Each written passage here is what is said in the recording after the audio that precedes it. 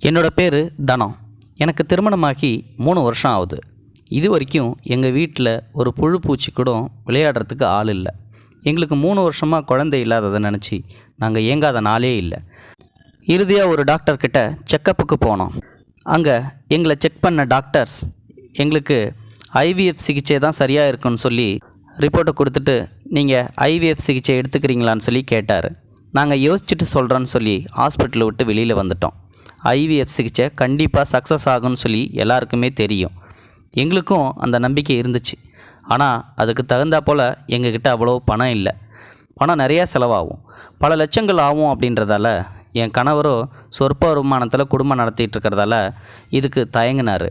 அவர் ஒரு முடிவெடுத்தார். இறுதியாக நான் வெளிநாடு போகிறேன், போயிட்டு அங்கே நிறைய சம்பாதிச்சுட்டு வரேன், வந்ததுக்கப்புறம் கண்டிப்பாக நம்ம ஐவிஎஸ் சிகிச்சை எடுத்துக்கலாம், ஒரு குழந்தைய பெற்றுக்கலாம் அப்படின்னு சொன்னார். நானும் சொன்னேன், வேண்டாம், நம்ம இங்கேயே இருப்போம், அதெல்லாம் எதுக்கு, உங்களை விட்டுட்டு என்னால் பிரிஞ்சு இருக்க முடியாது, தயவு செஞ்சு என்னை விட்டு போகாதீங்கன்னு சொல்லி சொன்னேன். ஆனால் அதுக்கு இல்லைம்மா, நம்ம இப்போது ஒரு 2-3 வருஷம் பிரிஞ்சு இருக்கிறத பார்த்தோம் அப்படின்னா காலம் ஃபுல்லாக நம்ம குழந்தை இல்லையேன்னு சொல்லிட்டு வருத்தப்படுவோம். நான் சொல்கிறத நீ கேளு, ஒரு 2-3 வருஷம்தான், போயிட்டு எப்படியாவது சம்பாதிச்சுட்டு வந்துடுறேன், கண்டிப்பாக என்னை நம்பு அப்படின்னு சொல்லி சொன்னார். அவரோட வார்த்தை என்றைக்குமே பொய்யானதில்லை, சொன்னால் சொன்ன மாதிரி இருப்பார். அதனால் அவர் எடுக்கிற முடிவு எப்பயுமே சரியாக இருக்குன்னு சொல்லி வெளிநாடு போகிறதுக்கு ஒத்துக்கிட்டேன். ஒரு 2-3 மாதம் கழித்து என் வீட்டுக்கார் வெளிநாடு போயிட்டார். அதுக்கப்புறம் நான் தனியாக தான் வீட்டில் இருந்தேன். திடீர்னு ஒரு நாள் எங்கள் அக்கா எனக்கு ஃபோன் பண்ணுச்சு. எப்படி இருக்க தானோ அப்படின்னு சொல்லி என்னை விசாரிச்சிச்சு. நானும் எங்கள் அக்காவை எப்பயும் போல் விசாரித்தேன். அப்போ தான் எங்கள் அக்கா சொன்னிச்சு, பாலுவுக்கு நான் இருக்கிற இடத்துக்கு பக்கத்தில் தான் ஒரு காலேஜில் சீட்டு கிடச்சிருக்குதாம்மா, அவனால் தூரமாக போயிட்டு வர முடியலன்னு சொல்லிட்டு இங்கே என்னோடய வீட்டில் தங்குறதுக்காக என் அக்கா கேட்டா. நானும் என் வீட்டுக்காரர்கிட்ட கேட்டுட்டு சொல்கிறேன்னு சொல்லி ஃபோனை வச்சுட்டேன். அதுக்கப்புறம் எங்கள் வீட்டுக்காரருக்கு ஃபோன் பண்ணி கேட்டேன், எங்கள் அக்கா பையன் பாலு நம்ம வீட்டில் வந்து தங்குறேன்னு சொல்கிறான், படிக்கிறேன்னு சொல்லி சொல்கிறான், காலேஜு இருக்கட்டுங்களா அப்படின்னு சொல்லி கேட்டேன்.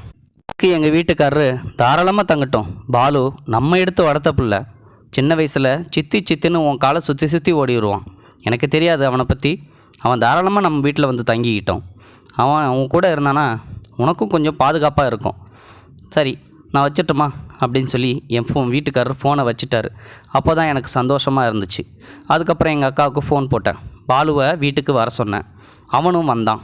வந்துட்டு காலேஜ்லேயும் போய் ஜாயின் பண்ணிவிட்டு அவனும் காலேஜ் போயிட்டு வருவான். கூட மாட எனக்கு அப்பப்போ ஹெல்ப் பண்ணுவான், துணி துவைக்கிறது, பாத்திரம் கழுவுறது, சில நேரங்களில் சமையலில் கூட காய்கறி நறுக்கி கொடுப்பான். இப்படி என்னோடய ஒத்தாசைக்கு அவனுமே கூட ஹெல்ப் பண்ணிகிட்டு இருப்பான்.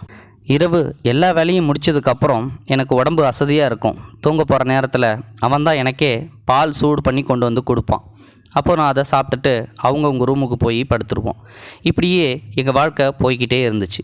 ஒரு 6 மாதம் கழித்து எனக்கு திடீர்னு ஒரு நாள் வயிற்றில் வலிக்க ஆரம்பிச்சிது.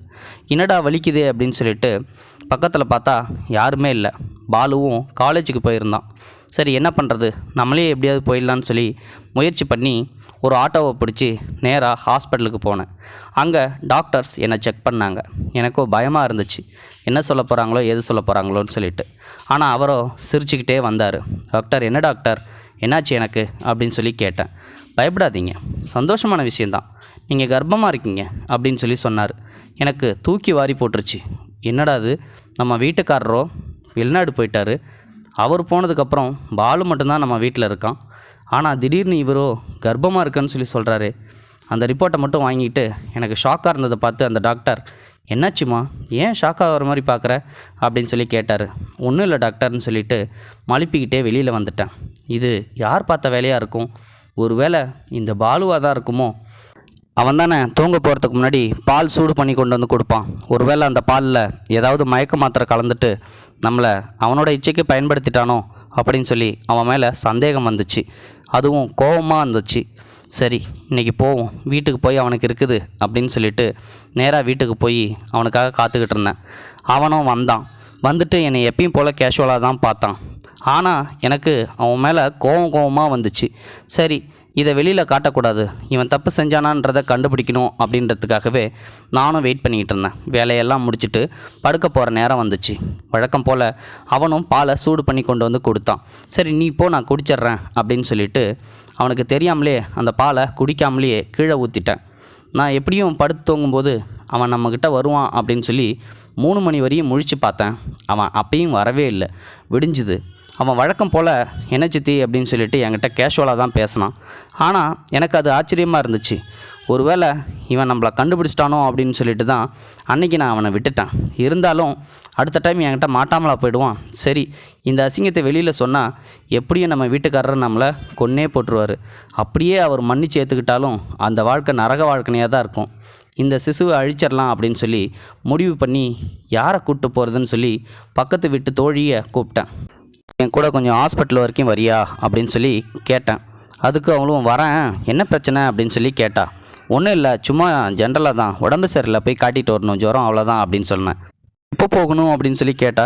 நாளைக்கு போகலாம் அப்படின்னு சொல்லி வச்சுருந்தேன். அவகிட்ட சொல்லிவிட்டு வீட்டுக்கு வந்தேன். வந்ததுக்கப்புறம் கதவை திறந்துட்டு தலைவாரிக்கிட்டு இருந்தேன். அப்போது திடீர்னு என்னை யாரோ பின்பக்கமாக ஓடி வந்து கட்டி பிடிக்கிற மாதிரி இருந்துச்சு. இவனோட வேலையாக தான் இருக்கும் அப்படின்னு சொல்லிட்டு ஓங்கி பலார்னு அறையலான்னு திரும்பி பார்த்தேன். ஆனால் வந்ததோ என் கணவர். திடீர்னு வந்திருக்காரு. என்னங்க திடீர்னு வந்திருக்கீங்க அப்படின்னு சொல்லிட்டு அவரை கட்டி பிடிச்சி ஓன்னு அழ ஆரம்பிச்சிட்டேன். ஏன்னா அந்தளவுக்கு எனக்கு இந்த பாலுவால் ஒரு நரக வேதனை மாதிரி இந்த 2-3 நாட்களும் தோணுச்சு. அவர் உடனே என்ன, ஏய் அழாத, எதுக்குமா அழுவுற, நான் தான் வந்துட்டல்ல, எனக்கு லீவு கொடுத்துருக்காங்க ஆஃபீஸில் 10 நாள் லீவு, அதான் சரி இங்கே வந்துட்டு போகலாம் அப்படின்னு சொல்லிட்டு வந்தேன். நீ ஒன்றும் கவலைப்படாத, ஓரளவு பணம் சம்பாதிச்சிட்டேன், நம்ம ஐவிஎஃப் சிகிச்சை மூலமாக கண்டிப்பாக நமக்கு குழந்தை பிறக்கும் அப்படின்னு சொல்லி எனக்கு சமாதானப்படுத்துகிறதா அவர் சொன்னார். ஆனால் என் வயிற்றில் ஒரு குழந்தை வந்துக்கிட்டு இருக்கு அப்படின்னு அவருக்கு தெரியாது இல்லையா. அவருக்கு துரோகம் பண்ணதை நினச்சி எனக்கு ரொம்ப அழுகையாக வந்துச்சு. ஆனால் நான் துரோகம் பண்ணலையே, இன்னொருத்தன் தானே பண்ணான், என்ன பண்ணுறது அப்படின்னு சொல்லி யோசிச்சுக்கிட்டே இருந்தேன். சரி, மறுநாள் விடிஞ்சுது. என் தோழியும் கூப்பிட்டா. இன்றைக்கி வேண்டாம், எனக்கு உடம்பு சரியாக இருக்குது, போக வேணான்னு சொல்லி அவளை எப்படியோ சமாளிச்சிட்டேன். ஆனாலும் என் வீட்டுக்காரர் இருக்கும்போது ஹாஸ்பிட்டலுக்கு போனால், அதுவும் தனியாக போனால் நல்லாவா இருக்கும், கண்டிப்பாக எங்கே எதுன்னு சொல்லி என்னை கேட்பார். அவருக்கு நான் என்ன பதில் சொல்கிறது? அதனால் திருன்னு முழிச்சிக்கிட்டே அந்த ரிப்போர்ட்டை வச்சு அழுதுகிட்டே இருந்தேன். என் அக்கா பையன் பாலு உள்ளே நுழைஞ்சான். சித்தி, என்ன சித்தி, என்ன இது ரிப்போர்ட்டு, ஏன் அழுதுகிட்டே இருக்கீங்க, ஏன் சித்தி என் கூட சரியாக பேசக்கூட மாட்டேன்றீங்க, எப்போ பார்த்தாலும் என்னை அவாய்ட் பண்ணிகிட்டே இருக்கீங்க, நான் ஏதாவது தப்பு பண்ணிட்டேனா சித்தி அப்படின்னு சொல்லி கேட்டான். எனக்கு வந்துச்சு கோவம். ஆமாண்டா, எல்லாத்துக்கும் காரணமே நீதாண்டா அப்படின்னு சொல்லி அந்த ரிப்போர்ட்டை தூக்கி அவன் மூஞ்சிலே வீசினேன். அதை எடுத்து பார்த்துட்டு, என்ன சித்தி இதில் ப்ரெக்னென்ட்னு போட்டிருக்கு, அப்போ நீங்கள் ப்ரெக்னெண்ட்டாக இருக்கீங்களா அப்படின்னு சொல்லி கேட்டான். ஆமாண்டா, இதுக்கு காரணமே நீ தானே, நைட்டு தூங்கும்போது எனக்கு பாலில் ஏதோ மயக்க மருந்தை கலந்து கொடுத்துட்டு நீ பண்ண வேலை தானே இது, எனக்கு தெரியுண்டா அப்படின்னு சொல்லி ஓன்னு அழ ஆரம்பிச்சிட்டா. சத்தத்தை கேட்டு என் கணவர் ஓடி வந்தார். என்னாச்சு தானோ அப்படின்னு சொல்லி என்னை கேட்டார். நான் எல்லா விளக்கத்தையும் அவர்கிட்ட சொன்னேன். நீ ஒன்றும் கவலைப்படாத, இதுக்கு காரணம் கண்டிப்பாக சந்துருவாக இருக்க மாட்டான் அப்படின்னு என் வீட்டுக்காரரை எனக்கு சமாதானம் சொல்லிவிட்டு என் ரிப்போர்ட் எடுத்துக்கிட்டு நேராக ஹாஸ்பிட்டலுக்கு போனார். அவர் போயிட்டு வந்ததுக்கப்புறம் சிரிச்சுக்கிட்டே தான் வந்தார். என்னாச்சுங்க, நீங்கள் சிரிச்சுக்கிட்டே வரீங்க, என்னாச்சு அப்படின்னு சொல்லி நான் ரொம்ப பதட்டமாக கேட்டேன். ஆனால் அவர் சொன்ன பதிலை கேட்டு எனக்கு ரொம்ப ஆச்சரியமாக இருந்துச்சு. தப்பு பண்ணிட்டோமோன்னு தோணுச்சு. அப்படி ஒரு பதிலை சொன்னார். என்னென்னா, அது என்னோடய ரிப்போர்ட்டே இல்லையாம்மா, என் பேரை கொண்ட இன்னொரு பொண்ணோட ரிப்போர்ட்டு. அந்த பொண்ணு பேரும் தனம் தானா, 2 பேருமே தனம்னு சொன்னதால் ரிப்போர்ட்டு மாறி வந்துருச்சு. அந்த டாக்டர் அது தெரியாமல் என் ரிப்போர்ட்டுன்னு நினச்சி என்னை கர்ப்பமாக இருக்காருன்னு சொல்லிட்டாரு. ரிப்போர்ட்டு கொடுத்து முடிச்சதுக்கப்புறம் என் பேர் கொண்ட பொண்ணுக்கிட்ட கர்ப்பமாக இல்லைன்னு சொன்ன உடனே அந்த பொண்ணு வேறு எங்கேயோ செக் பண்ணி பார்த்துட்டு கர்ப்பமாக இருக்குன்னு சொல்லிட்டு எங்கள் ஹாஸ்பிட்டலில் வந்து சத்தம் போட்டுச்சு. அதுக்கப்புறம் தான் எனக்கு விஷயம் தெரிஞ்சுது, நம்ம தான் ரிப்போர்ட்டை மாற்றி கொடுத்துட்ட மாட்டேங்குன்னு. அந்த நர்ஸை பிடிச்சி சத்தம் போட்டுட்டு, உங்கள் ஃபோன் நம்பருக்கு எவ்வளோ ட்ரை பண்ணேன், உங்கள் ஒய்ஃபோட ஃபோன் நம்பர் போகவே இல்லை, இது இவ்வளோ பெரிய பிரச்சனையாக வந்து நிற்குன்னு நான் நினைக்கவே இல்லை, சாரி சார், எங்களை மன்னிச்சிருங்க, எங்கள் ஹாஸ்பிட்டல் பேர் கெட்டு போயிடும், இதை வெளியில் சொல்லாதீங்கன்னு சொல்லி என்கிட்ட சொன்னார். அதை தான் நான் அவங்ககிட்ட சொல்கிறேன்னு சொல்லி எங்கள் வீட்டுக்காரர் சொல்லும்போது எனக்கு அப்படியே ஆனந்த கண்ணீரே வந்துச்சு. நம்ம தப்பு பண்ணலன்னு சொல்லிட்டு. ஒரு பக்கம் என் அக்கா பையனை நினச்சி எனக்கு ரொம்ப வருத்தமாக இருந்துச்சு. அவங்ககிட்ட போய் சாரி கேட்டேன். மன்னிச்சிரு பாலு, நான் உன்னை தப்பாக நினச்சிட்டேன், நீ அந்த மாதிரி பையன் இல்லை, மன்னிச்சிருன்னு சொல்லி. ஆனால் அவனும் கேட்காம இங்கே வீட்டை விட்டு வெளியில் போயிட்டான். போனதுக்கப்புறம் எங்கள் அக்கா அவங்ககிட்ட என்னடா நடந்துச்சு, திடீர்னு ஏன் வந்துட்ட அப்படின்னு சொல்லி எவ்வளோ கேட்டவும், எனக்கு ஒன்றும் பிரச்சனை இல்லை, சும்மா தான் வந்தேன் அப்படின்னு சொல்லி மழுப்பிட்டான். அதுக்கப்புறம் ஊருக்கு எத்தனையோ டைமு ஃபங்க்ஷனு விழாக்கள்னு சொல்லிட்டு அக்கா வீட்டுக்கு போவேன். ஆனால் எங்கள் அக்கா பையன் என் கூட பேசவே இல்லை. நானும் என்னை மன்னிச்சிடுறான்னு சொல்லிட்டு அவன்கிட்ட கேட்கும் போதெல்லாம் வேண்டாம் விட்டுரு, நான் அந்த தப்பு பண்ணியிருப்பேனான்னு சொல்லிட்டு நீ ஒரு தடவை கூட யோசிக்கவே இல்லைல்ல, திடீர்னு என்னை பார்த்து அந்த ஒரு வார்த்தை கேட்டல, அது இன்னமும் என் மனசில் உறுத்திக்கிட்டு தான் இருக்குன்னு சொல்லிட்டு கடைசி வரைக்கும் என் கூட பேசவே இல்லை. இது போன்ற செய்திகளை உடனுக்குடன் நீங்கள் தெரிந்து கொள்ள மறக்காமல் எங்களுடைய சேனலை சப்ஸ்கிரைப் செய்யவும், கூடவே பக்கத்தில் வரும் பெல் ஐக்கானையும் கிளிக் செய்யவும்.